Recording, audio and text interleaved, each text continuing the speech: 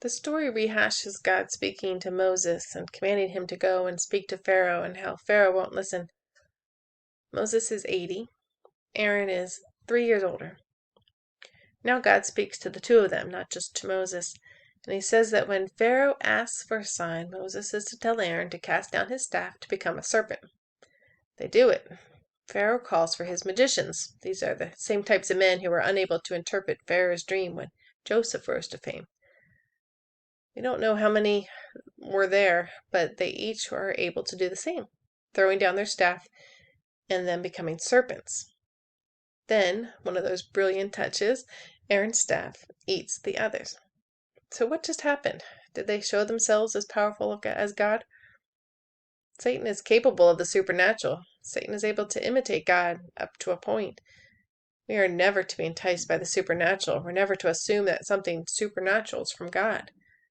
As the story progresses, we'll see this again, this imitation of what God does. But God is sending plagues on them. They couldn't stop Aaron's serpent. They could just make it worse with more snakes slithering around. Is that really what you want? God is the one who makes it better, swallowing them up. Satan can do his job. He can make things worse. He can multiply the problem, the plague, the hurt, the pain, the poverty, the death. I do think sometimes Satan imitates healing and prosperity in life, but he does so with evil motive, and it's not for anyone's good, but for their harm. It's him playing at God, but he doesn't have a holiness and love rooting his actions as the true God does. How do we know the difference? How can we tell when God's at work if Satan's imitation can seem to be the same thing?